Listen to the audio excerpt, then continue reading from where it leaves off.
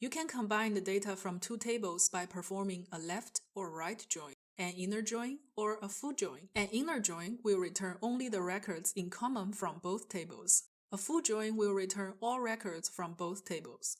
A left join will return all records from the left table and any matching values from the right table. A right join, on the other hand, will return all the records from the right table and any matching values from the left table.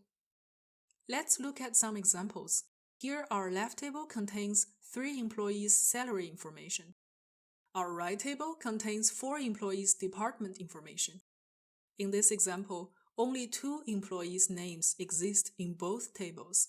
Our goal is to have a table that contains both employees' salary information and department information. To do that, we can join those two tables by matching employee names. Connect two source tables to join function. Select a left table. The other table will automatically be the right table. Select a join method. For example, here we can choose left join. Choose a column in the left table as left keys. Choose a column in the right table which contains the same information as our left keys. Keys are used to match information of both tables. Click Preview to run this node and preview the results.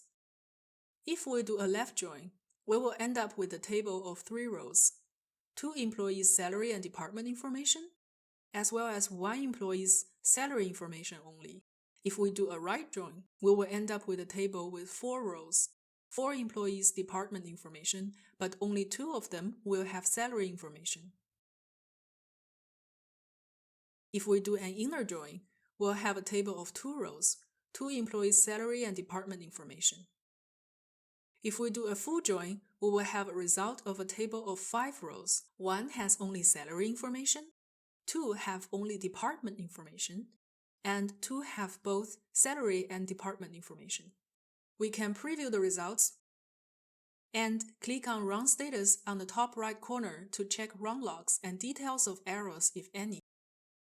Once this step is done, you can either perform further transformations or export the data to a spreadsheet using push function.